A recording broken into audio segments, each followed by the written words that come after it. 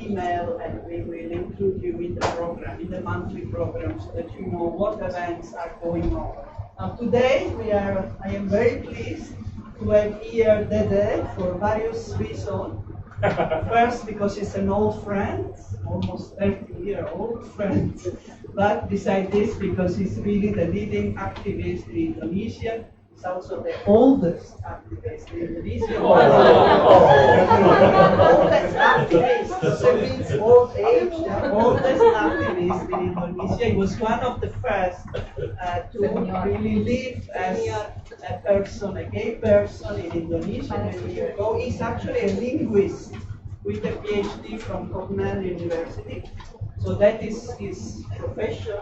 He was teaching also at Surabaya University, but also was the first, one among the first to live openly as a gay person, and later to start Gay Nusantara, which is one of the first organizations for the gay people in Indonesia. And he will tell us more about the evolution of the movement, of the gay movement also in Indonesia, in the changing social-political context. We are also very pleased that we are collaborating with ACOM.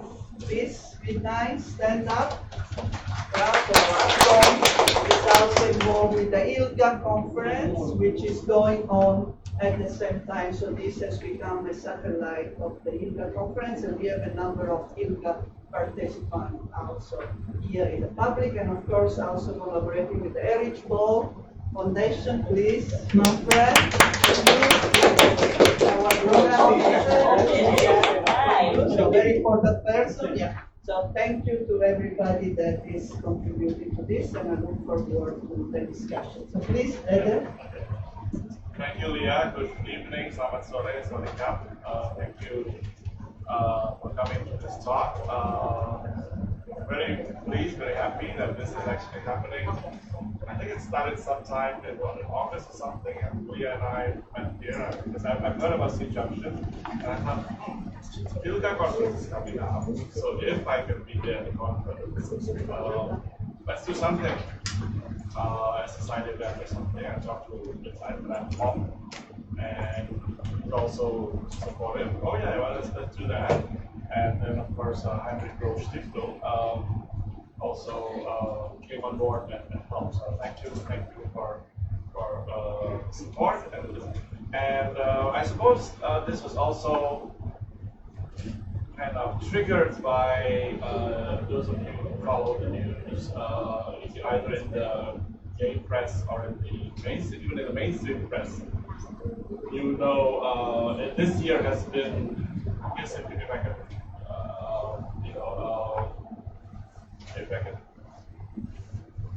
if I can copy Queen Elizabeth II as the annus horribilis for the LGBT movement and LGBT people in Indonesia. And so that was sort of the trigger. But let me start with two events that actually show you what it's like if you are L or G or B or T, I maybe, in Indonesia. Just this past weekend, there was 13 friends, they're all male, gay, who, okay, this is where the reports vary. Some people say they had an orgy, others say they only just hang out there and in France. It was Friday night anyway. And so the usual suspect, the Front for the Defense of Islam, basically a thuggery group, very active in Jakarta, for some reason got wind of this and they raided the apartment. What's sort of the interesting is that they were allowed by the security guards to actually enter a middle-class condo. And with them came, a bit later on, the police, the local police, of the local precinct. And the police then took all 13 men. The news reports say they were naked or something like that, but I don't know if it's added by the media people or if it's true. But the latest news said that they were fully clothed and they were then released the next day. But of course, damage had been done. There's now advocacy efforts to different things. One, some activists, both LGBT and allies, think they should sue the Front Row Defense of Islam. Well, they've been getting trouble lately, because of the Jakarta gubernatorial election, because they also want to get rid of the president, impeach him, and get somebody new, and things like that. So they are actually also, I'm not saying they're vulnerable, but people want to actually sort of compliment things like that. So that's one. Other people were saying, well, these poor guys, they probably need counsel. Yeah, this is what is interesting in terms of the movement. I guess it's true in other places. These are not activists. These are people who probably meet on Grindr or Hornet or one of those, or Facebook, who knows, group of friends, and they may not want to have advocacy from an LGBT group, because that actually sort of outs them also, in case you go to court and all that. So things are still developing. So that's one example. So just gathering with your friends in a middle class condo can be risky. So of course it's sending a message that it's not good. The other thing is I happen to actually to my organization, Gay Rights Foundation, we happen to host or be a member also of the so-called Coalition for Sexual and Bodily Rights in Muslim Societies. It's a network of about 40 organizations, feminist organizations, queer organizations in the Muslim world, all the way from Morocco to the southern Philippines. We usually joke that we are sort of the nightmare of Jamaah Islamiyah, because the vision of CSBR is actually to show that look, the Muslim societies also have gay activists, also have feminists, and we're not like those people who are sort of portrayed in the media as backward. So one of the activities of CSBR is in different countries we do an event called One Day, One Struggle. It's usually on 11/9. It is deliberate. You have 9/11. So there's the 11/9 is timing final. It could be a film screening, it could be a discussion like this, it could be a march, whatever can be done. So we were going to show a movie about one of the 4 genders, or 5 genders actually, in Buddhist culture, a movie called Criminalise. One of these days, I think we should show it here because it's easy to just show. But anyway, it's nothing new actually. But the way the movie was done is actually it's a feminist perspective. It's done by women. The previous movie, which is The Last Issue, was done by a lesbian director, but it was sort of a male perspective. Anyway, so we thought it was safe. We used all these safe channels, WhatsApp messages, all private. Nothing is sort of spread. We direct message. We send direct messages on Twitter and everything. But for some reason, one of the messages on WhatsApp got to the wrong hand, and so again, the usual suspects, the Front Row Defense of Islam, which is a bit mysterious because Surabaya doesn't really have that, unless it's a new development. East Java is Nahdlatul Ulama territory. Yeah, they're not exactly not homophobic or transphobic, but at least they wouldn't be violent. So the FBI and also a breakaway group from, we probably know Abu Bakr Bashir, the Imam, who's sort of the spiritual leader of Jamaah Islamiyah before. There is a splitter group called Jamaah Ansarul Sharia. So they actually told the police, if you don't stop the event, we will come and stop it ourselves. And so please call the organizers of the venue, which is, maybe we actually made a mistake. It was the French Cultural Center. So, and the title of the discussion, this actually brings up the issue of other non-LGBT issues. we connected Chalalai. Chalalai is well, I guess in international language, it would be female to male transgender person. We connected Chalalai to those of you who know Indonesia. There's actually a discussion right now for sort of indigenous Islam, Islam Nusantara. So when we analyzed the situation, we thought that maybe the combination of the French Cultural Center, Gaya Nusantara, we're known to be terrible in terms of in the eyes of the Islamists, plus a third or fourth gender, plus indigenous Islam was probably too much, and so we had to stop. So these are two examples. I mean, there are many other examples we can discuss them. You've heard of them later on, but so it's still happening as we're speaking, and hopefully. One journalist today, sent me a WhatsApp message. I look forward to talking to you, but hopefully not about something terrible. But you never know. So maybe. But anyway, let me go into the slides now. Yeah, now. This year, I saw there was a first wave. This infographic, by the way, was done by Human Rights Watch. I don't know if it's clear, but these are from January to March of this year. You had a combination of ministers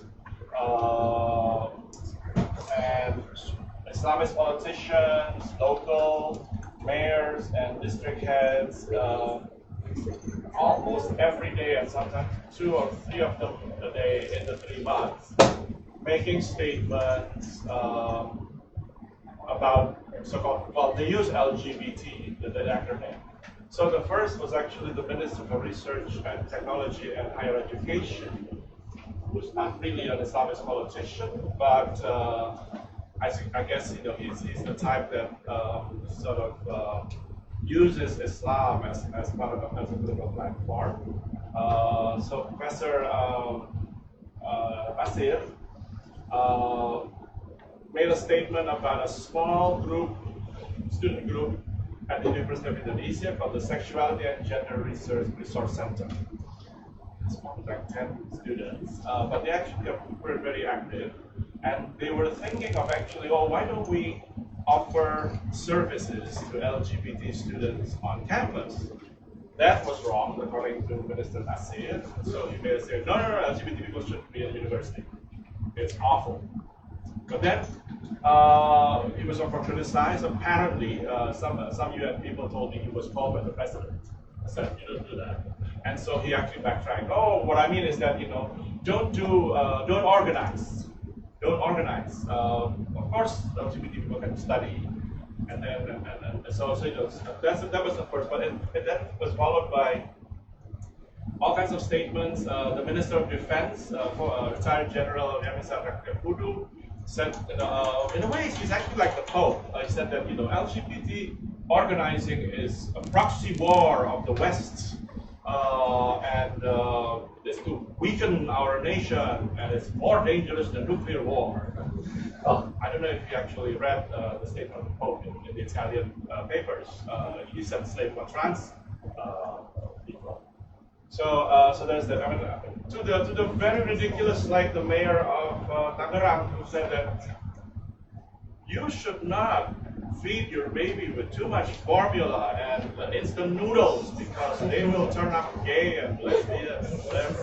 So that's ridiculous, but it was there.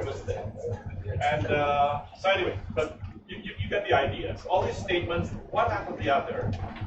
These 3 months, I mean, activists like me were so busy answering media. 4 or 5 interviews a day, that's me. And then there are others in Jakarta, there's others in the other cities.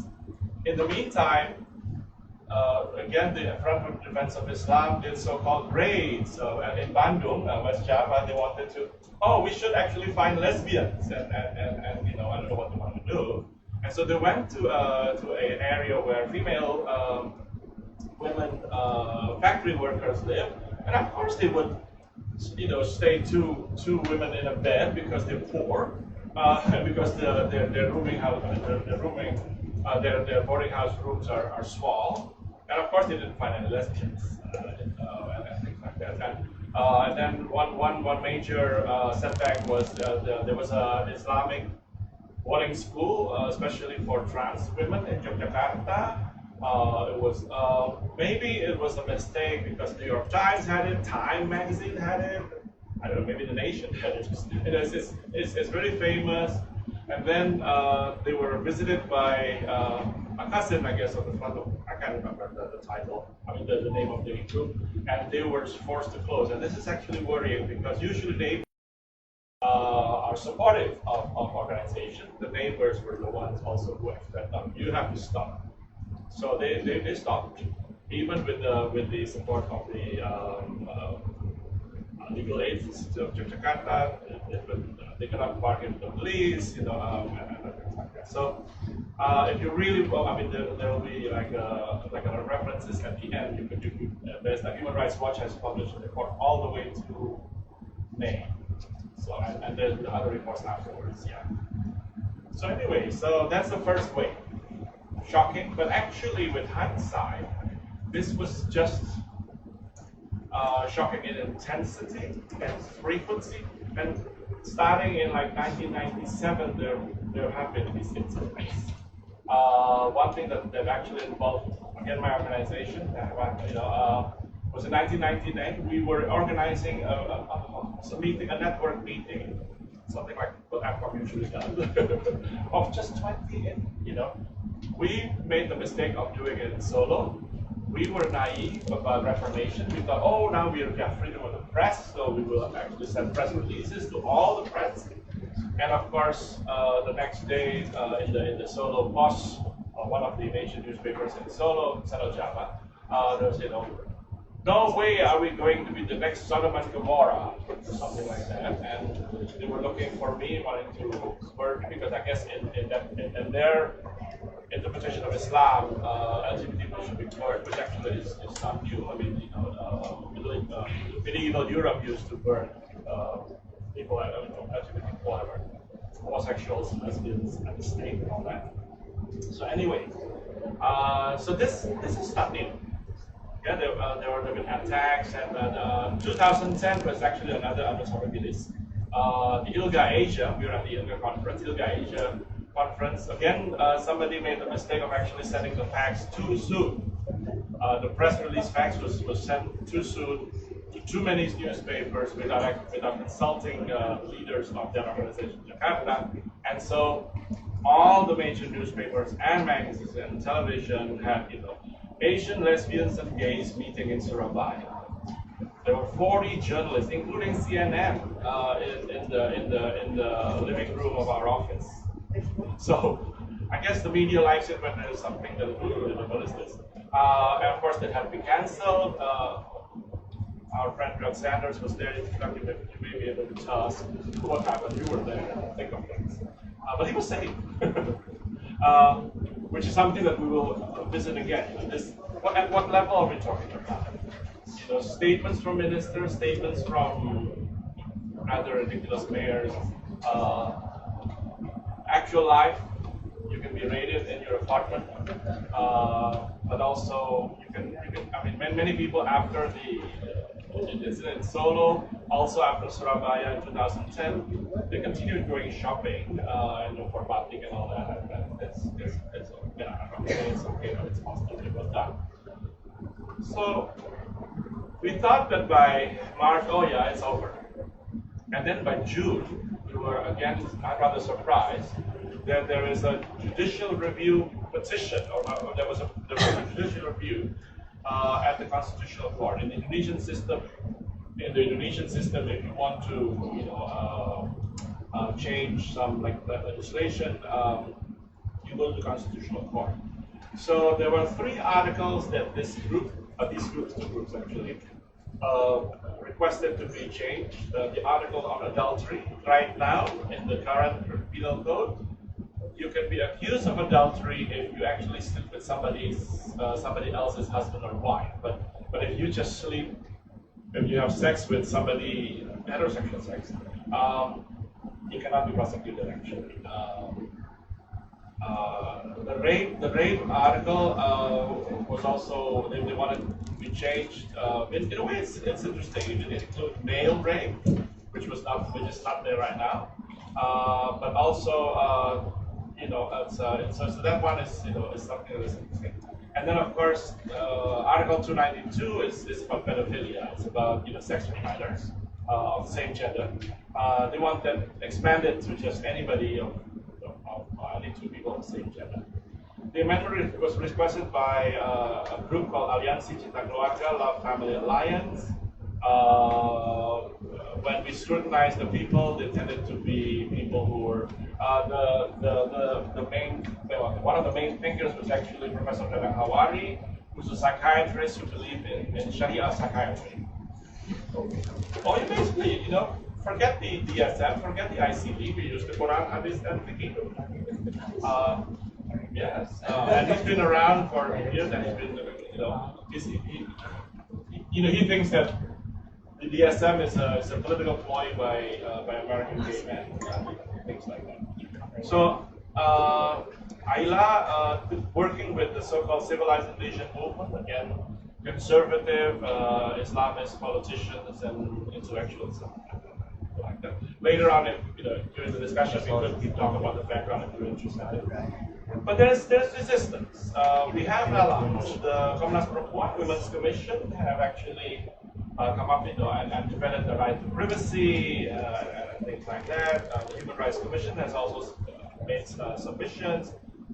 If you want to follow the thing, I mean, all the transcripts are actually on the website of the Constitutional Court in Indonesia, but you can use translate. Human rights organizations. Now, deliberately, we do not show up at the Constitutional Court, even because number one, if we show up at, especially our trans women, trans men, brothers and sisters and brothers, they might not be safe going home. Number two, we wanted, and it's actually not only LGBT people. Just about everyone who's having sex outside of marriage will be criminalized. Our lawyer allies in Jakarta, our lawyer allies in Jakarta call it comprehensive zina. So any zina will be prosecuted. Anyway, so good. SRHR groups have done this. A lot of experts have written amicus briefs. So this is, and it's still happening until now. Actually, the last session was yesterday, 28th of November, and then in September something else happened. So there was a ban of supposedly 16. So the police actually have 16. I only know 4. So the police must be wow. I only know 4. Blue, Grinder, Hornet, and Jack. But apparently there are others, I don't even know what they are. But interestingly, okay, so what happened is that either it's a political thing or it's actually a real case. There's police in Bogor, south of Jakarta, discovered an underage male prostitution ring. And apparently, they offered the boys through Grindr or whatever, and so that's the reasoning for that. So the police recommended the ban to the Ministry of Communications and Information. Interestingly, you cannot actually ban this way. Yeah, it's very close actually. I'm almost eating it. Yeah. Is it better? Okay. Yeah. So right. They cannot ban them. They can actually request internet providers to block them. And actually not really block them because you can still open them. But then it becomes slow and blue live, you hardly get used and all that. So the ministry then required app stores, Apple and Google. I don't think Apple and Google did anything. In Indonesia, you can still download Grindr and Blue. I don't know what it is, whatever. And Grindr and Blue is still on, of course, with the VPN, with the much slower, so it's not really funny. Just for your information, both Blue and Grindr have actually worked together with LGBT groups quietly to try to bargain for lobby the providers. So not the government, the providers to actually and basically appeal to their sense that this is actually costing you money if people are not using the apps. I don't know, but something is going on right now. Now let's get into context. I mean, I can go on and on for 2 hours or so about all these incidents, but that'd be boring actually. So number one is this sudden use of LGBT. As a long-time activist, I'm not comfortable with the acronym LGBT because there is the I also, there is also and it's too much of the boxes, and we know why can't we just say diverse genders and sexualities, which is the reality in Indonesian society anyway? And then this just to remind us that so-called homegrown or indigenous discursive practices are there. So in Indonesia, if you say gay or guy, this is actually Tom Bellstorff's finding. It doesn't mean that it's the same thing like being gay in San Francisco or being gay in Bangkok. There is like a local construction of being gay, and we can talk about it. Lesbian is the same. Lesbian is used usually by the general public. Lesbian activists don't like it. They think that lesbian is sort of stigmatizing. Lesbian is more active. And then local. So anyway, basically there are discursive. And what is interesting is that often when the government and religious leaders talk about LGBT, sometimes they forget about like waria, like the Katay in Thailand, so anyway, that's something that is there, and then when you talk about communities, organizations, movement, what are we talking about? This is something that we could actually discuss later on. Now, if we talk about organizations, there are about 200 organizations, not counting the online Facebook groups, butch lesbians of this village in Central Java. They probably have a Facebook group of about 40 people. Yeah, and there's thousands maybe. But 120 groups have been verified. Verified meaning they are registered. Now, this is something interesting in the Indonesian context. You cannot register as an LGBT organization. You cannot even register as a gender organization. So my organization, for example, is registered at the Ministry of Law and Human Rights as a general charity organization. And in the activities, we will run funeral homes, we will actually, soup kitchens, whatever. It's ridiculous. But we were told by the bureaucrats, don't mention that. We will not approve it. So they want to be lied to. Anyway, so this is interesting in terms of the banned organization. Can they ban organization? Which organizations? I don't know. I know there are legal experts here, so we can discuss that later on. And then there are two major networks right now. Let's just back it out. GWL-INA is sort of like Capcom. It's a national network of gay and transgender women organizations working on HIV, but now expanding into working on other issues as well. The Forum LGBTI Indonesia is more sort of comprehensive, human rights, like that. So let me continue with the other context. There seems to be a disconnect between so-called political homophobia. Tom Bellstorff, the same person that I mentioned earlier, already wrote about this on the attack of 1999 in Solo, and the 2001 attack on an HIV World AIDS Day event in north of Yogyakarta in Kaliurang. And he called it political homophobia, in the sense that his argument for at least the late 90s and early 2000s is that Indonesian society is probably not homophobic really. It's probably heterosexist. You made a distinction there, so wait a little. But when it becomes something organized, it's used in political campaign. For example, the attack on that World AIDS Day event in 2001. Apparently, an Islamist politician, who rumors say is gay himself, was about to run for for the mayor of Yogyakarta, and he needed some social capital, sort of, so to say that that his the youth wing of his party would not allow such an event. There seems to be moral panic, down to, friends of mine who teach in schools, who are counselors, have to actually, calm down mostly mothers who would ask the teachers or the counselor, would my children turn out LGBT? Well, of course, they cannot be all for it, but it's moral panic. And then the actual lives. This is something. Of course, those poor souls were raided last Friday, but it's still possible to hang out, to go to lesbian cafes, to hold your partner's hand if you want to, and so actual lives. So it's something we can discuss in terms of. And then the impact on community life. I mentioned already the raid by the FBI, the Front for Defense of Islam in Bandung.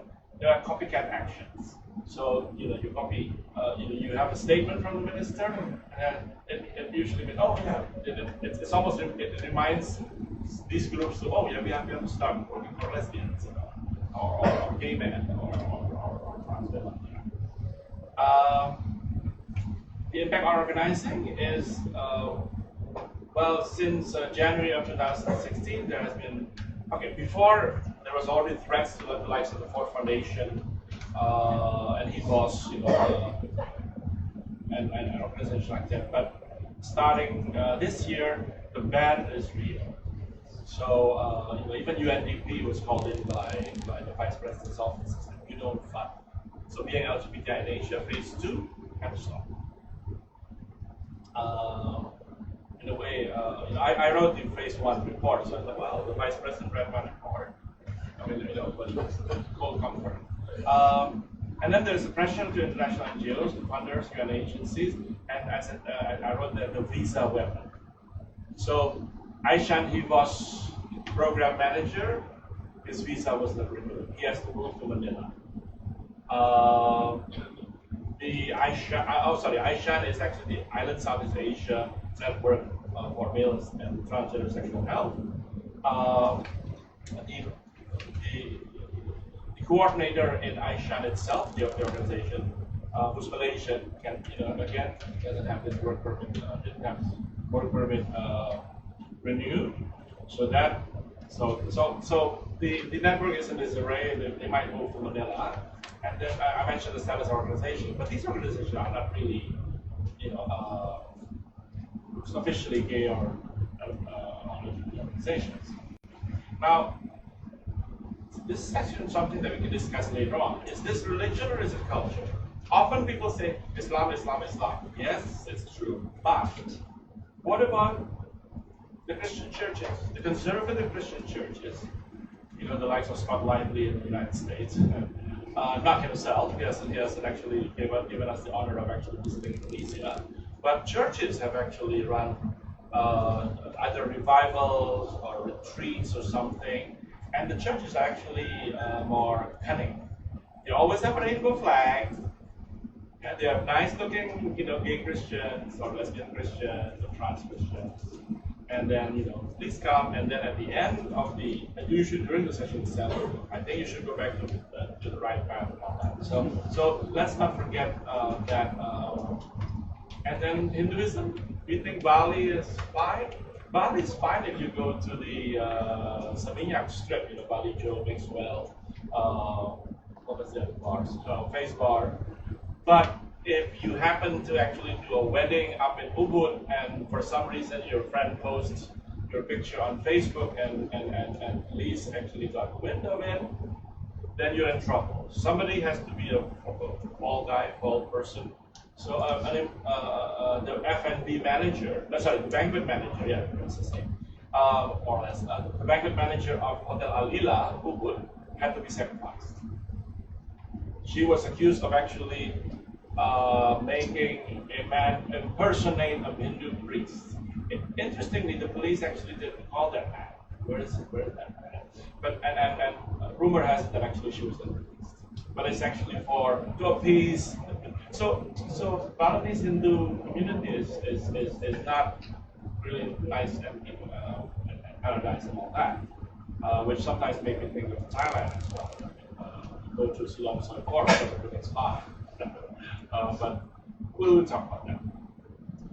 But we shouldn't forget that even before the new order, the elite of Indonesia, the so-called PII, if you talk about Java, these are actually they're supposed to be royalty, but in Java and Bali, they were sort of, well, I don't want to say they're fake royalty, but they're royalty who were on the payroll of the Dutch colonial government.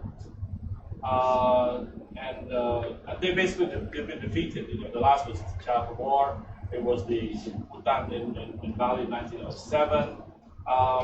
So this there's like a collusion of kind of conservative, Dutch-style Victorian morality, and what is it? The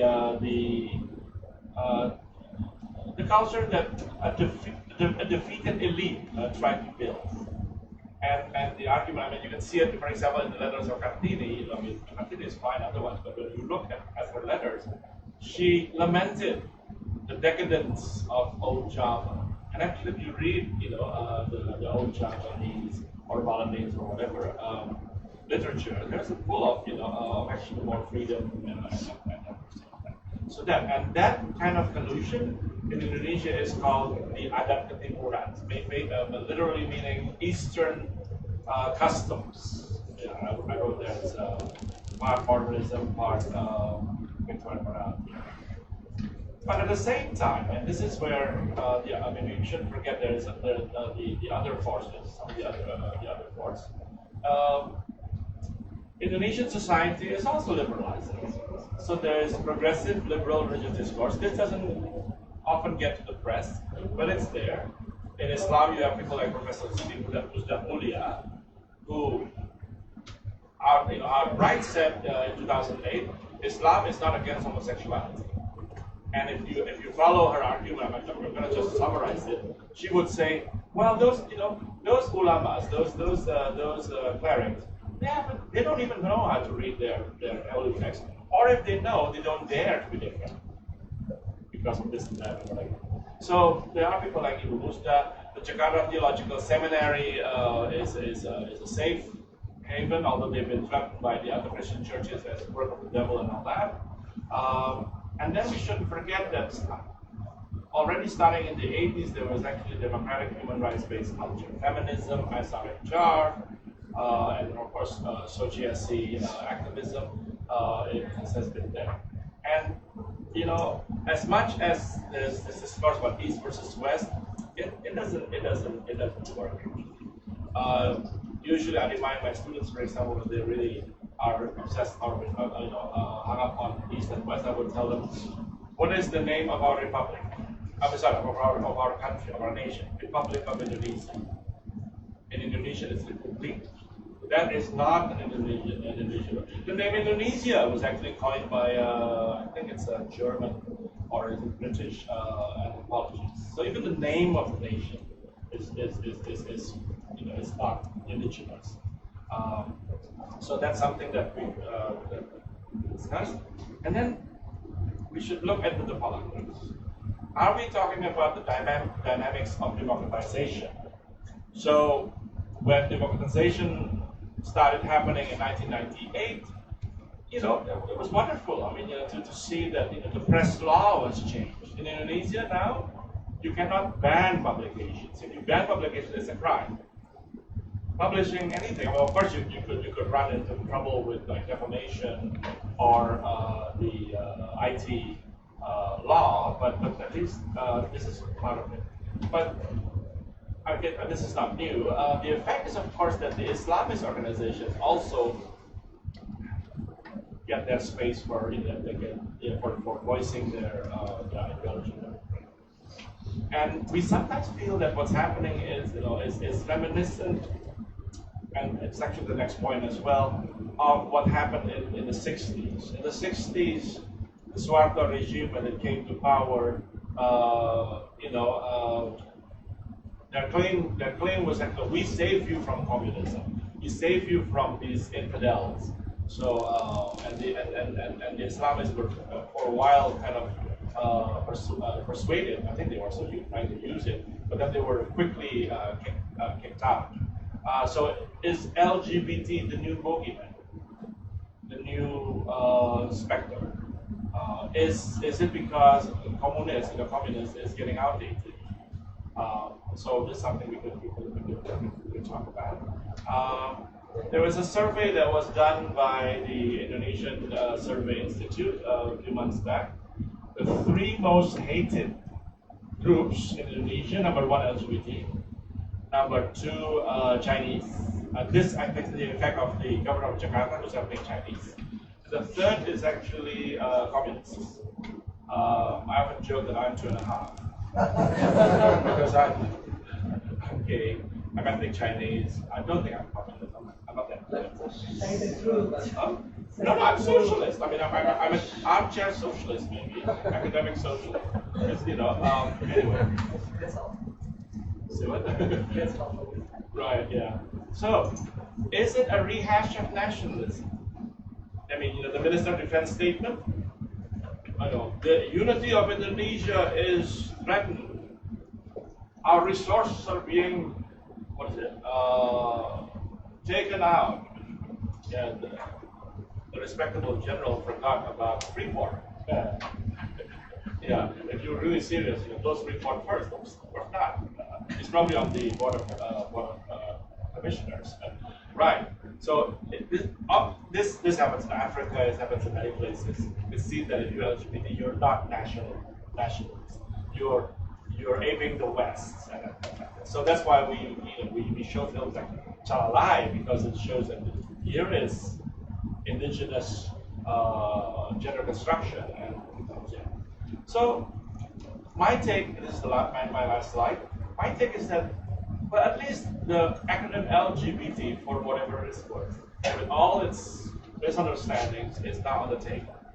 Some experts and journalists have actually said that the LGBT movement of Indonesia was outed by the government, by the clerics and pastors, by conservative elements.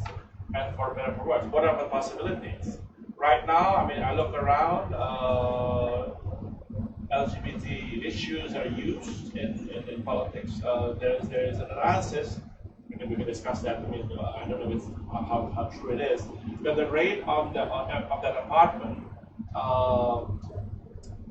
is because the Islamists want to show that the incumbent governor, look, under his rule, there's these awful orgies. But those of us who study homosexual behavior, as part of HIV, know that orgies happen everywhere. I'm sure right now as we're talking, there's an orgy happening somewhere. Some condo in Bangkok, in Yangon, in Manila, even in small towns.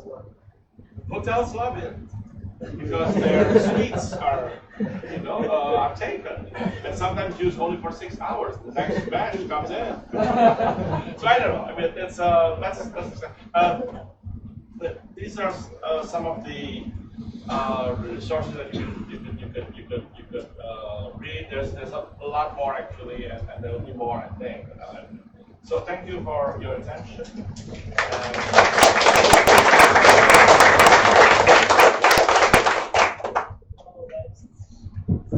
So for better, for worse, LGBT on the table, and there is a name is being used before indeed was never used. So Waria was the most popular term. Now it's somewhat different. So for better or for worse. So we can talk about the better or for worse. So we take 3 questions first, and then give an opportunity to Dede to react, respond. You can be question, comment, whatever you like to bring to the conversation. So we have already here somebody ready. 2 more. You want to comment or reflect on the presentation? from your own experience or from what you know or what you learned? Don't be shy. Yes, two. Okay, one more.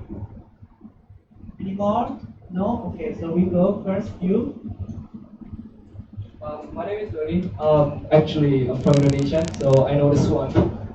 Swim in the mud. Anyway, totally understanding about the situation, but what happened right now? There was an excite, actually, like an OSCE that happened a couple of months ago, or maybe weeks ago. By the end of last month, Jokowi made a statement in BBC Indonesia, saying that he mentioned that LGBT or minority have to be protected, including LGBT, which actually a very strong statement. But I'm not sure what happened with his friends or maybe his servants thinking about that.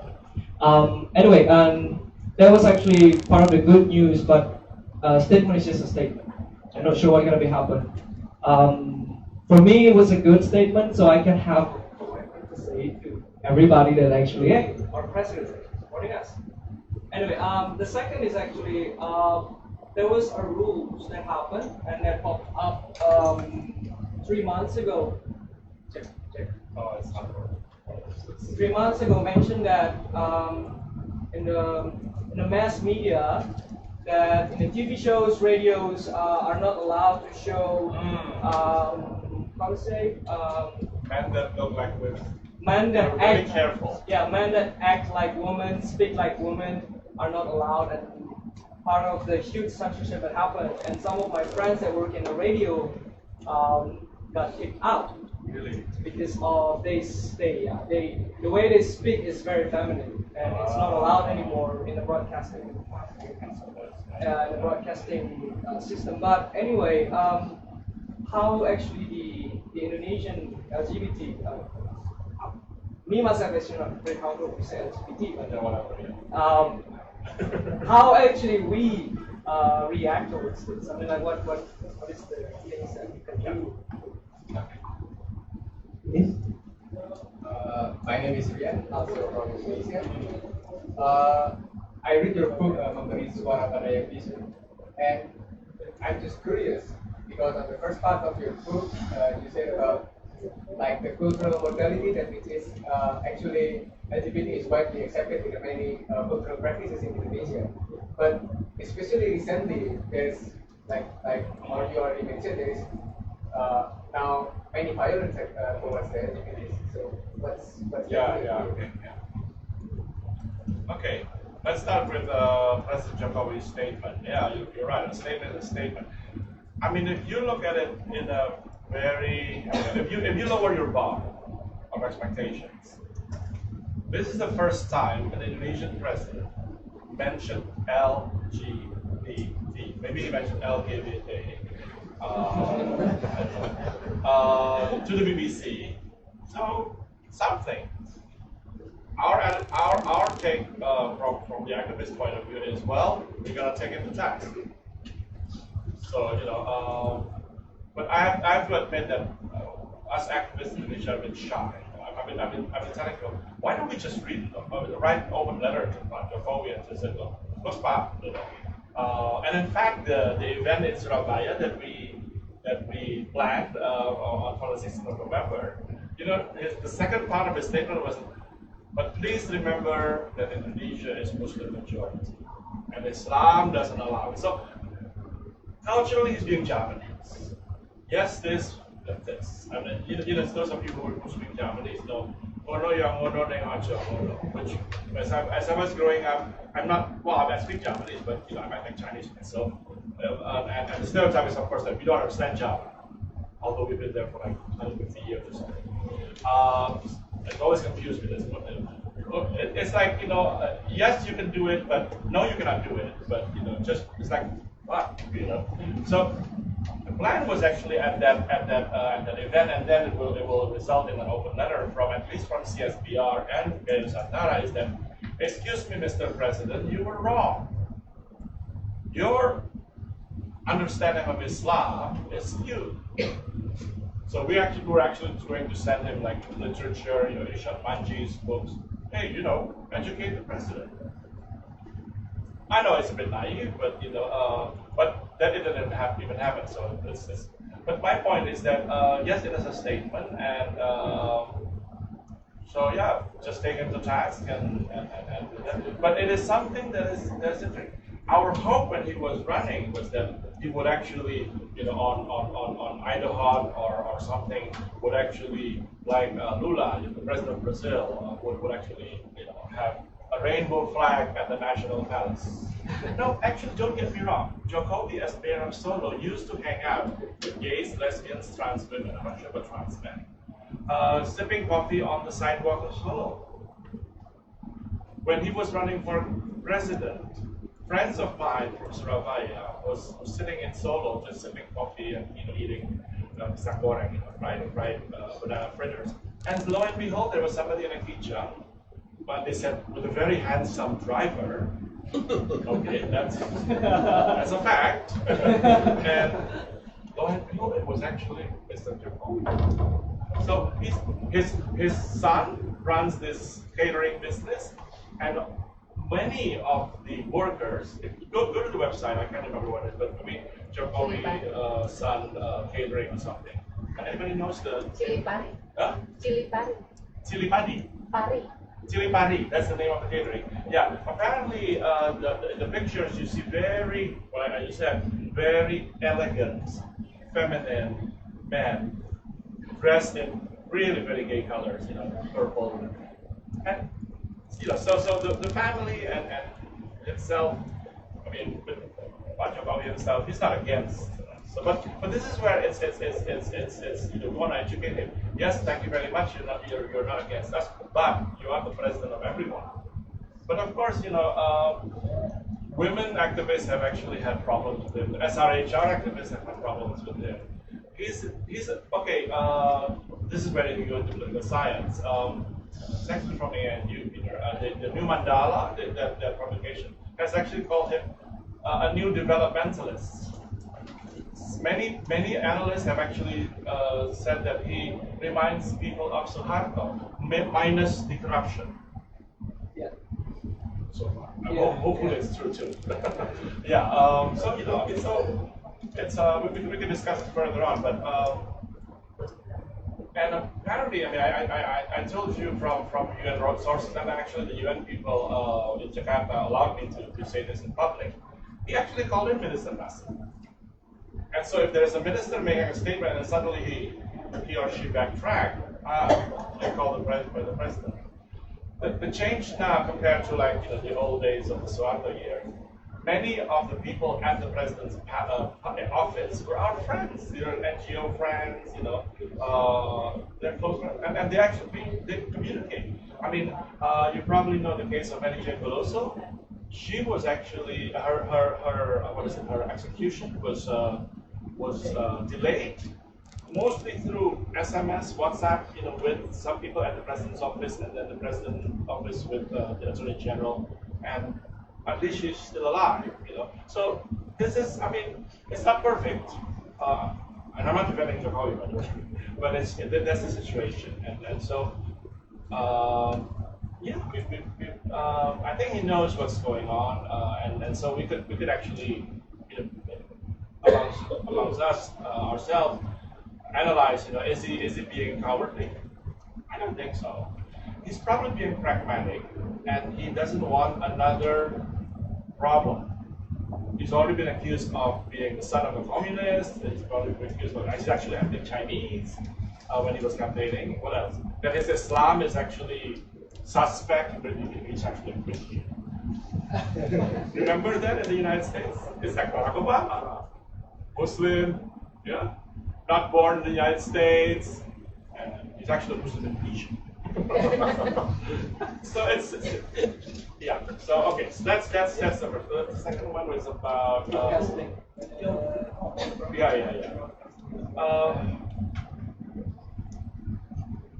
I think we are overwhelmed. Seriously, the Indonesian so-called movement, whatever, non-hetero, non-hetero, non-cisgender people. It's still weak. Okay, we have 200 groups, but we're not strong. But but the Constitutional Court, we work with lawyers, mostly allies. It's happening. As I said, with the raid at the Kalibata apartment, there's a plan to actually report the FBI, the Department of Defense of Islam, for breach of privacy, just entering, trespassing. The police, last week I was at the National Human Rights Commission. We are commemorating the 10th anniversary of the Jakarta Principles. Some police colonel was being nice, saying, well, the procedure is like this, but they're being normative, or they go technical. So from our side, a lot of our activists are now studying law because they want to be lawyers. It's an educational experience. It's amazing. I mean, I've had to learn constitutional law. My mentor is Doug Sanders. There, every time I meet Doug, I learned law. But I'm not a lawyer, but at least so that's how we find. But remember that in most cases, even in Aceh, it is still sort of possible to live. It may be hard if you're trans woman, but if you go to another city and look so feminine, nobody's gonna know. Wear the hijab, nobody's gonna know, especially if you wear the niqab. They won't know. So, this is amazing. It's the resistance, it's the fight, it's the human spirit. If you come with me to the hangout in Surabaya, which by the way is called Pattaya because it's on near the river. It's Pattaya with one T, not this Pattaya. So people are still going there and there and there. Yeah. So it's an imperfect situation, obviously, but we try what we can do. And if anything, there are. As I said, LGBT is on the table. People know about the movement, and there's a lot of theses being written about lesbians, gays, bisexual, transgender people. So, but it's going to be a long journey, whatever long time. And we're thinking about what happened between the acceptance and then there are other aspects of interjection to sexual size situation. But my take is this is what I learned from my mentors when I was a student. It's again, sometime at least in Indonesia, in the beginning of the 20th century, the Dutch ran this ethical policy: education, irrigation, transmigration. The education, it's limited, but they gave education. It's modern education. And remember that the elite of Java, the elite of Bali, the elite of Sumatra, they were defeated in the 19th century. So this is something that many Indonesians will not admit, that we were at least in the beginning of the 20th century a defeated people, or defeated peoples. We're not even united at that time. So and there is this sort of soul searching apparently that maybe our predecessors were too decadent. And if you read the Balinese, the Javanese texts from the 19th and 18th century, there's all kinds of, my favorite is the Book of Centini.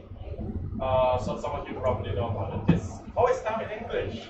So if you Centini is actually a Japanese encyclopedia.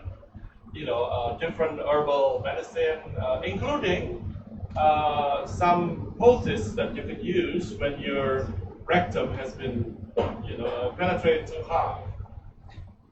I'd like to learn what the recipe might be useful. It's there, in classical Japanese. So, and it's amazing. Widows who are so sex crazed, horny, so all the young men have had sex with her. She was not satisfied, so she wanted a horse. penetrate her vagina, and then the horse didn't water because apparently it felt better. So that's all in beautiful Japanese poetry. So that was our ancestors. Then come modernity. Now the modernity came with, of course, the Dutch morality of oh please, remember also the Christian missionaries used to cut off the penises of the ancestral statues of Batak, of the Nias people, of the Toraja. Some of the churches have actually apologized. The Protestant churches, the Catholics have not. Sorry, Catholics. but then, at about the same time, the opening of the Suez Canal, it was easier to go, to actually go on the Hajj and stay in Mecca and learn. And this is, of course, in Arabia, we know when Wahhabism started. And Wahhabism didn't like non-binary gender, didn't like homosexuality, didn't like anything that is not to their standard. And this is where it started. That's why when I mentioned Chalalai and Misu in Buddhist culture, one of the international experts, actually Shine Graham Davies, who's now a professor at Oxford University of Technology, and she actually reported also that they were also killed in '65. So in '65, you know that it was not only about killing communists, but killing anybody who was not that follows the standard. So some trans performers were also killed because they were seen as trespass, violating. So modernity, modern Islam, modern Christianity. I usually say that modern Indonesians have forgotten or have do not know the past. I mean, I was lucky to did Indonesian studies at Cornell, and I was given reading materials by people like Ben Ederson, by the historian of Haf, so I owe them a great debt. It's actually, my own people. But now there's a movement where like Chatini is now available in sort of translation, and French, by the way. If you want to know, I can't remember the title, but I have the reference, and it's a wonderful book. And that's just one out of maybe 200. I mean, our friend Alan Einstein actually microfilmed many of those manuscripts. There were penises who were actually beating up ladies in the marketplace. I don't know why penises do that. That's Java, and the old Java. And if you make a film out of it, I'm sure it will be censored immediately. But that's what we're facing. Yeah. We need to go back to the old ages rather than moving forward. Okay, one, right. And then two. Anyone more? Two for now? Okay, please. Let's see if it works. Peter Jackson. Dede, thank you so much. The way that you talked about the conservative Islamic discourse, the positioning the West, that LGBT was the way you described it as was that it to preserve Indonesian Islamic culture from the West. Is there, in terms of perhaps a resistance or a coalition, is there an awareness amongst these people of the diversity of other Asian homosexuality?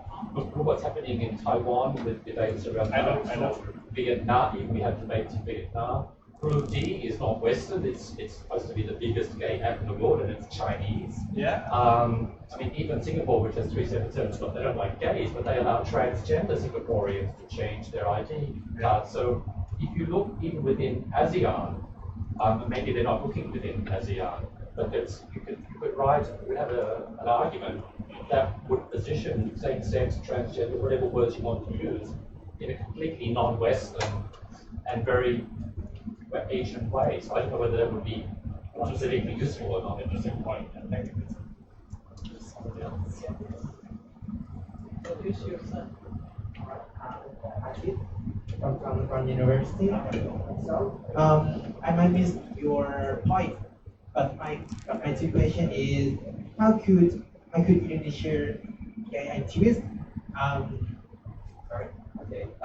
Cooperate with other sector in Other sector, okay. other sector in society, especially academia or something like that. Yeah. And the second question is how could these activists integrate this issue with other human rights issue? Thank you. Thank you. Anyone? One more? Any more? No? Okay. Oh, Okay. yeah. Oh, yeah. This. So long I cannot see. Use mine. Yeah. It's just an opinion that came into my mind since I think at your place religion is a major oppression to the community. I think it's not only religion, it's even like people who are like exposed to modernization, especially back home where like people from village which are literally illiterate according to the standard of education right now. We can consider Western education as being educated, so they are illiterate in terms of that. So what we notice is like they are much more accepting towards the community and much more compassionate towards the community than people who claim that they got their degrees from so fancy countries such as Australia. They go to do their masters, PhD out there. These are the people who come to our face and says that we are not normal, we are abnormal. So it depends that I don't think that modern education does open people's mind. It's a very different thing that's happening in our country. It's literally pushing people backwards. I mean, so people I think who are not exposed to modern education, they are much more liberal and open. They have much bigger heart. I think. Yes. So I think. Done. From Bhutan. Okay, thank you. Okay, let me answer. Thank you, Peter, for that point. It's actually a very good point. Your colleague Ariel Herianto actually has maybe a bit OTT, over the top, said that Indonesia is becoming North Korea. Don't compare Indonesia to anything. Yeah, they know the toys are there in Thailand, and the stereotype is, oh, Thailand is a paradise, even amongst ordinary people, but not us. You shouldn't be like that. And so it's almost like a no-win situation if you compare it, like let's say, let's say when Taiwan, for example. This is interesting. I actually owe an interview with a Jakarta-based journalist who writes in Chinese for the Taiwanese and Hong Kong audience. It may be interesting. If, and I think it's going to happen next year, early next year, that in Taiwan you can actually have same-sex marriage. What if Vietnam has civil union? And then for a while Thailand almost had, there's this discussion. But ASEAN is ASEAN, non-interference. Yeah. For a while, when the ASEAN Declaration of Human Rights were drafted, Indonesia, Thailand, and the Philippines, and you can even actually identify the people. Indonesia, it was actually Mr. Effendi. Thailand, it was actually Ajahn Singapore, right? And I can't remember the Philippines who it was, but then Singapore didn't like it. Malaysia didn't like it. So we almost had sexual orientation and identity in the so to make it brief, it's just that you can't argue with the conservatives actually by comparing other Asians. And there's something for us who's working in Asian studies, and I guess this is where SEAJunction is. Us Southeast Asians don't really know other Southeast Asian people. No, it's true. I was lucky I did such Southeast Asian studies, but I had to do it in the West. Well, now of course you can do it in Maidon, you can do it in Chula, you can do it in Indonesia. But these are scholars who go out of our ways of actually learning about the history and everything. But the challenge, of course, for all of us is, this is where SEAJunction comes in, I think, is how do you educate the public? Something like this in Indonesia. There are actually community spaces like this in Indonesia. If you're not careful, you get a visit from the police or the military. One of our community libraries in Surabaya I guess they made the mistake of actually doing a book discussion on Heinrich biography of Tan Malaka, chapter 4, volume 4. Tan Malaka, for those of you who know, were actually member of the Böll International, I think. He was a communist, but then he was seen as a revisionist. But anyway, that event made the local military come to the library all the time. So imagine something like this, including when they have like a festival of organic dating. What's subversive about it? So I don't know, but actually to come back to the serious mode, you can't compare. It's although personally I'm actually curious what's happening, what's going to happen amongst ethnic Chinese families when Taiwan finally, But then maybe I'm not arguing against myself or you. What about if you're like if you're Irish and you see the same-sex marriage? Some of you might actually not accept it still. I don't know. But it might be a generational thing as well. Young people tend to be more accepting. So I hope that that's your question. Good point. We've actually since the 90s already, when the movement was very small, we realized we had to reach out to other people, and we were helped by the likes of Nibos, Rotif, I think Ford Foundation also did the same. There's some. So when you do SRHR, you make sure there's also connection with the labor movement, with the peasant movement, and it does help, lend credibility and respect. I mean, Ajahn Ben Anderson is actually very respected in Indonesia, and everybody knows he's gay. I don't think I'm outing him.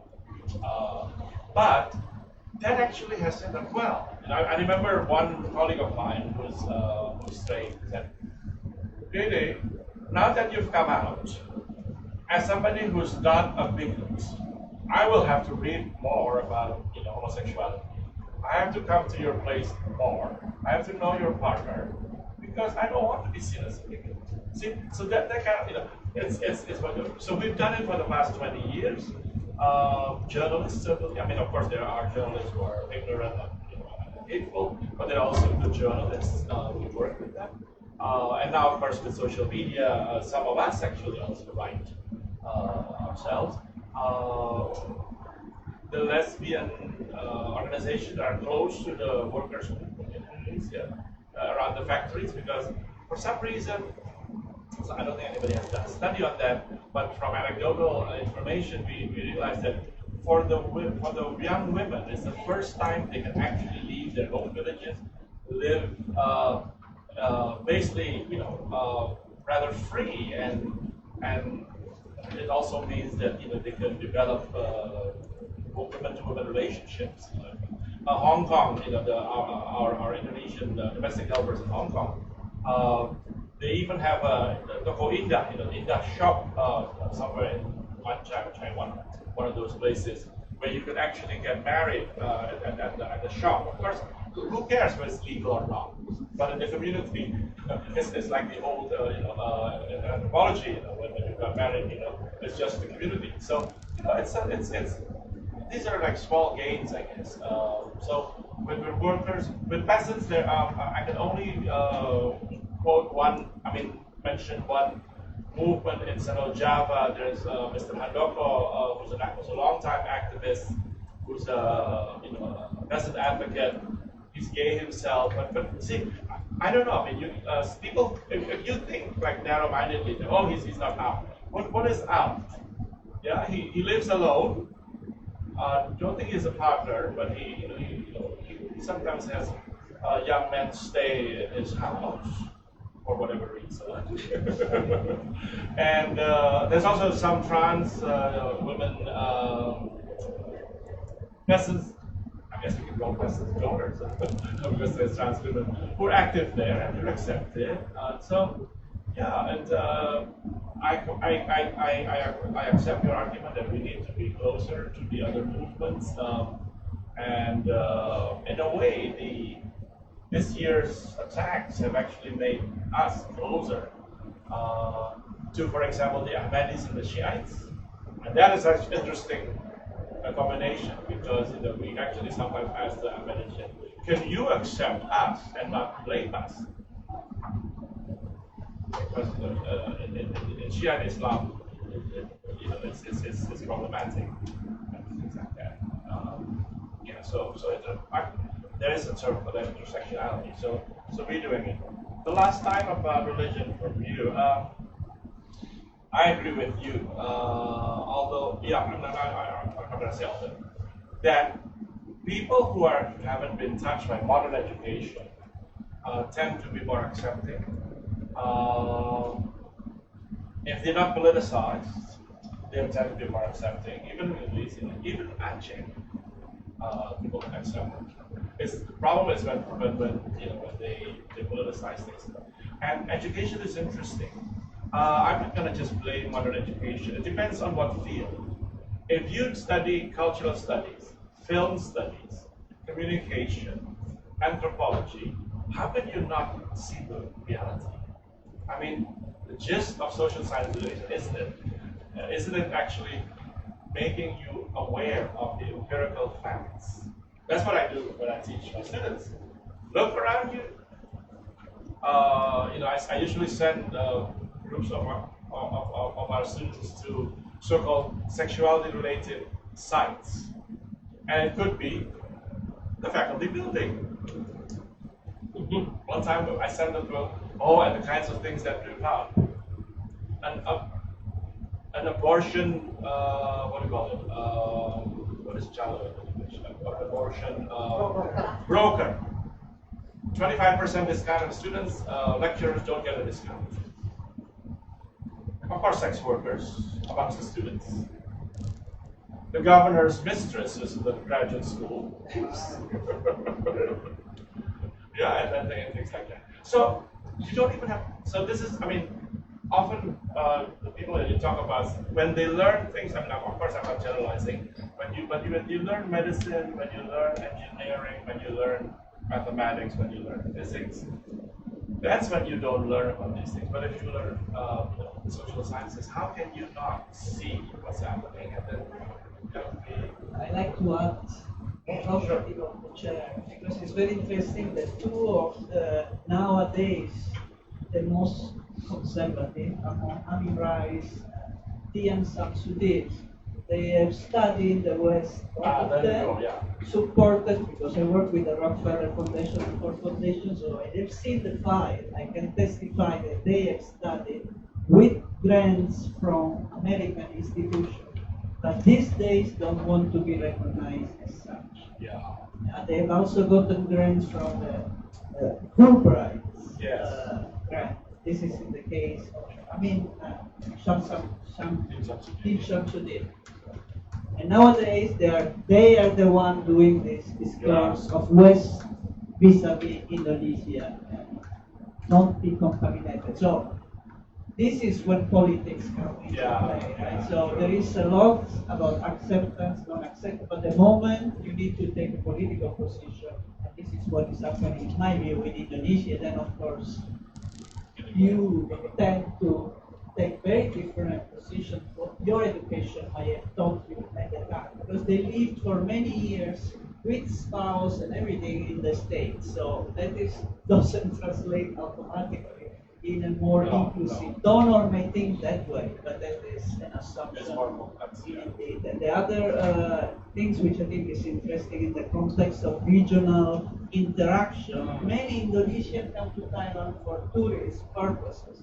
The first things they do with their kerudung and everything is go to Pattaya to see the show of transgender. That needs to be in the program. That no matter whether you are a Kiai in a pesantren or recently, I think somebody organized this tourist here for Indonesia from Asia, an entire group, they go to Pattaya. That is the first thing. So then how you deal with all this apparent contradiction is an interesting. Maybe when they go back, they will take a very the transgender, anti-gay, So it is much more complex than this. It's not black and white. But, okay, more, 1, 2. This is the last round. So now or never, because we have some Indonesian snacks after, which I'm sure you don't want to miss. So second, okay, and the third. Yes, please. I can hear you. Voice not loud. Okay, I'll speak loudly. I just came back from the Asia caucus. All right. Yeah. And one of your compatriots was speaking very strongly about, in a sense, he was transmitting a great sense of fear about sexual minorities in Indonesia, which I didn't pick up in your speech. You talked about some of the mainstream people going to counselors and their mothers being afraid, what's going to happen to their children. But I didn't get the sense of real terror in the hearts of sexual minorities. He conveyed that. How authentic is that? How widespread is it?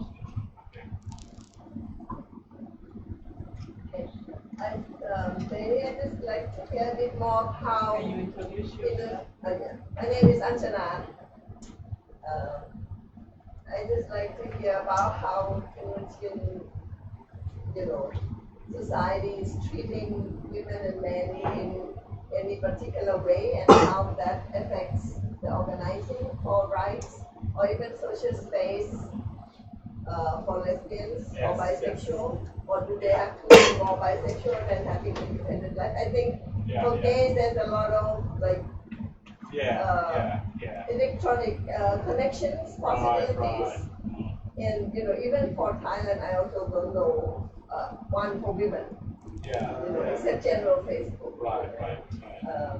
So I just want to hear and how they work together or not. Last one, please. Okay. Can you talk loud? Doug Sanders, living in Bangkok, a displaced Canadian. Two points. I have been thinking recently, and specifically in the context of Indonesia, the Indonesian development, that there was no carryover of tolerance or understanding from Warrior, the transgender category, to lesbians and gays and perhaps trans women and people who didn't identify as Warrior. So that perhaps we have a similar situation in terms of Katoi, which are very well known and feature in entertainment, and often we see them with jobs in cafes and department stores. So that this seems to be conceptually contained and does not feed into a recognition of sex-gender diversity, so that gay and lesbian issues would be handled independently. I'm speculating that this is actually true in Indonesia, because Warrior are so widely known and play quite a number of roles, run their own beauty parlors and various kinds of things, but there doesn't seem to be any spillover or impact on broader sexuality questions. While I'm speaking, a second question, which is, so many commentators have said of Indonesia that it is tolerant. This has been their impression. And I think most people who have visited do find Indonesian people friendly, and it's a comfortable place to visit. But Thailand also has this reputation of being so nice and having a non-confrontational culture. So I'm wondering if you have any thoughts about why why you have this contradiction between the image of tolerance, the perception of tolerance, and yet high discrimination against Ahmadis, against Shias, against Chinese, and now we see against LGBT. Why has there been the perception of tolerance, which has been extended by commentators to attitudes towards LGBT before this year?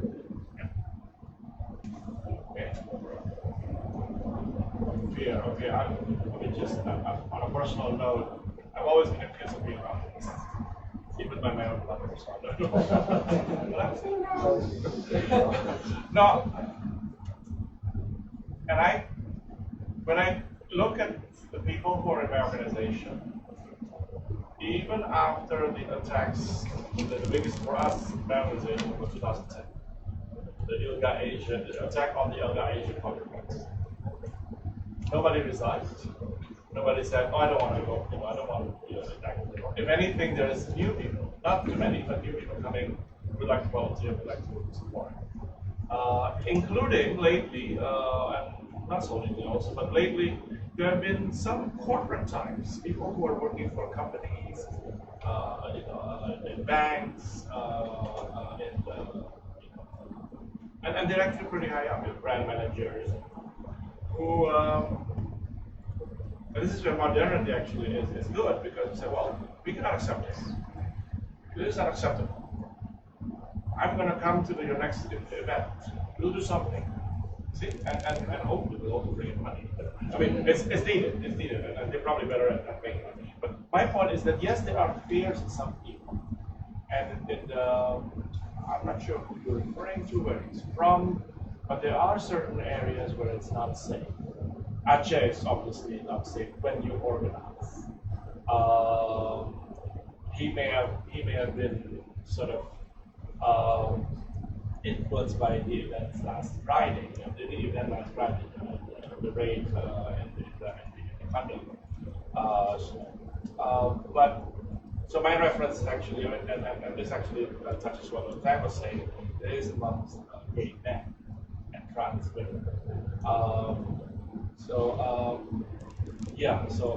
I'm not saying everybody is fine and dandy. No, but maybe you cannot actually be afraid all the time. We did an online survey actually. What have you done since the 3 months of verbal attacks and the copycat actions? And these are admittedly only to gay men, and they've actually taken off their profile picture on Facebook, on Grindr, on Hornet, for one. Made it only their torso or something like that. And so, yes, there is the fear of being found out. But it is true. But maybe I come from a longer experience. I'm middle class, living in a gay community. But look at this condo thing last Friday. I must admit, I sometimes have thoughts of what if the Front of Defense of Islam decides to come to my house. Yes, there are 6 security guards in front of the compound, but can they do anything? No.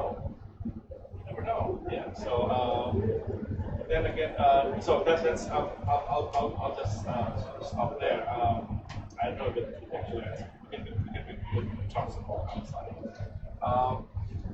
Dan, good point. During these attacks, many lesbian activists in Jakarta, in Bandung, in Java, they received very nasty, sexist, threatening text messages, or they would receive messages or postings on their Facebook. Men don't usually get that. Some of the more sort of active and visible activists, especially if the public knows that they practice Muslims, they really get a lot of condemnation. Yeah, so it's there, but women certainly do. And apps, that's true. Most lesbians don't do apps, and also gay men and trans women, with all the problems with the security police and everything, they still go to the hangouts. They still go to the hangouts. I actually have a little anecdote, which again shows the complexity of the situation. Right during that those 3 months, there was an incident of robberies of motorcycles in Pattaya, our Pattaya. So people were, oh, this is terrible, should we report to the police? But interesting, the police actually took initiative. So 2 policemen, I don't know how handsome or hunky they are, pretended they were gay, plain clothes, riding motorbike, going to Pattaya, in the darkest corner of Pattaya, and actually pretended that one was actually filleting the other. And of course the robbers came, 6 of them. And as soon as they are near them, whistle was blown, and other cops came, and they were all arrested. And that was in the paper. And we actually wrote a thank you note to the police. No homophobia. And actually, at Pattaya, we have pretty good relations with the police. At first, in the last decade, people were, oh, there's the police, but the police actually told us, don't be afraid. I mean, if you don't do any crime, you don't have any drugs on you, you're not going to do anything. So there's actually, you can build that, and this is facilitated by the local AIDS commission. So from the mayor's office and all that. So I mean, it's not fine and dandy. Valley is the same situation. You need to do advocacy. And something I should mention also, I'm digressing to security, but I haven't mentioned like the Christian areas. Manado and Kupang, 2 Christian majority areas. The mayors, the local heads of government have actually apologized up to when the trans women Christians, we were raided, we were forced to, do oral sex on the pubs. Really, this is terrible. I'm sorry, you guys. We'll give you IDs. We'll protect your business. So it seems to be easier with Christian majority. But let me go back to the thing. Yes, lesbians usually meet in cafes and people's homes, and the cafes have to change every few months because again, there's more harassment from men. It's true. Indonesian lesbian here could actually verify, but that's what I hear from my right. Gary, Doug's question. It's more complex, Dr. Between like waria and then gay and then this that. One thing that is true is that there was homosexuality in traditional Indonesian cultures, but they were always couched in terms of martial arts, in terms of learning religion in the boarding school. That includes women, by the way, and I think rites of initiation in the Melanesian culture, some of them, and I think Gil Hurt is one of the experts on that. So it's more complex, and actually there's actually work being done right now on the history of the construction of waria. I'm not sure. Maybe Peter, you may have written about the construction, but something needs to be done. The fact that actually, something that is interesting is that trans women on Java only started to go into drag full time, 24/7, around the 60s, together with the development of beauty salons. Before, like my mother had to go to the big city to have her hair done, so to speak, and then part of the the spread of capitalism under the new order is actually Max Factor, what is it, Avon, whatever to enter, and so that's happening, and it actually together with the development. So I think it's more complex. I don't know if I sound invasive, but I don't sound like that. So there are traditional homosexualities, even number one, of course, they were not legal. Oh yeah, there's. I mean, we had a minister who was outed by the vice president the other day. I mean, a late minister. Minister Yop Abe of tourism was the darling of the first lady, Mrs. Suharto. He actually taught her to look more regal. No, seriously, this is actually from Peter C., who was a designer who also. And Yop actually went all the way to become minister. He was not touched by the Corruption Eradication Commission. I think it was pretty clear, actually. And he survived. I think we have to look at different times, different localities, I mean, if I could actually refer to Malaysia, the case of Anwar Ibrahim shows that if it is expedient, then it will be used. But President Habibie was supposedly, at least, sleeping with men in the 80s. Rumor from, respectable ladies in Jakarta. Who knows if it's true or not? SBY was actually rumored by the opponents as gay. His boyfriend is actually my colleague Daniel Spani. I don't think it's true, but it's actually VDIP gossip. So it's politics. It's interesting that it never actually brings people down, really. I've been trying to think. Joke, of course, and it was never used against Habibie. It was never used against Prabowo's son.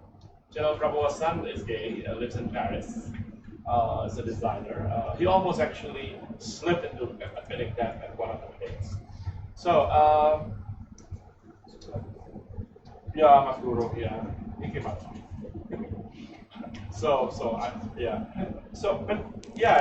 It's more complex than just a carryover,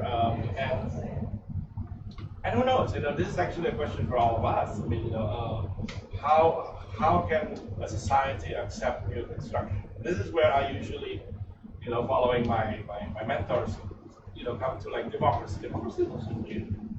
I mean, in the Malay courts, you have once a year. Brunei is still doing it. You can actually go to the Sultan's palace and complain politely, and if you're lucky, you go home intact. You may not be seen again when you come back from the palace. Oops, sorry. I mean, this is Brunei. I'm not referring to any other palaces. Yeah. What's the second question? For some reason, I cannot. Oh, the tolerance. Yeah. Again, it's I hope I don't sound invasive, but it depends on like the context and localities and things like that. There was an incident in Makassar, which Kyle Knight of Human Rights Watch reported in the Human Rights Watch report. A 65-year-old trans woman who's lived peacefully with her neighbors, who's actually been in drag for the past 35 years or so, because of the LGBT thing, have children actually, calling names, calling her name. LGBT is like whatever, Yeah. So those happen. But I think Leah's point is we need to underline. If it is not politicized, then Now the thing about religious tolerance is something else. Now analysts, and I'm not sure if they're doing it politically as well, are saying that the 10 years of SBY's rule, administration, he basically twisted the idea of tolerance. So right now, amongst the bureaucrats, amongst the politicians, except probably the BDIP politicians, tolerance is the minority should be polite to the majority. And if you're lucky, you're not told to convert. If you're a bit less lucky, you're told convert. If you're less lucky, you're killed. But that's the name of the game, actually. But my point is that there's a lot of tolerance. Although, I think, and I don't want to be beating a dead horse, but Suharto's New Order actually played a role when the regime decimated the leftists in the 1966. The balance was actually disturbed, and the old elements, including people like Amin Rais, who used to actually side with the Americans, the Brits, against the Soviet Union and China, they started, controlling education more aggressively. The more moderate Nahdlatul Ulama is a bit more complacent, so that's they're more tolerant. So these days it's difficult to see who's tolerant, not tolerant. Nahdlatul Ulama now officially condemns homosexuality and transgenderism. They didn't used to. But they also carry out HIV programs for gay men, sex workers, and trans women. And so you'll see banners with the Nahdlatul Ulama or Fatayat, which is the women's wing. As a linguist, I actually look at the levels of discourse. What needs to be said formally, what can be done informally. I know it's personally I'm not happy with that, but that seems to be the case right now. How to navigate between different levels of discourse and when and how. Clearly, Dede has been able to do so for over, I don't know how many years. We cannot say how many years, right? Otherwise, midnight is going to say it's not kind enough. But I think it's been very successful to navigate between different discourse, and the discourse are always changing. I think now we are seeing a particularly intolerant phase because of the election, the presidential election, and now the governor election in Jakarta. Religion and ethnicity has been used really to attack and demonize the candidate. And now we have the governor or possible governor the next time accused of blasphemy, and we have to see what the implication of that is. But clearly it is part of the political game rather than pure religious game. That is the worrisome part, and that is probably the topic for another. And that we need to see it all together. I think it was the community, the LGBT, now it is Chinese being Chinese. And being Chinese is what is coming to the surface, and being non-Muslim. So we are shifting towards different scapegoats that are seen as the stepchildren of the state. I think that was a sentence that they likes to use. So thank you very much, Dede.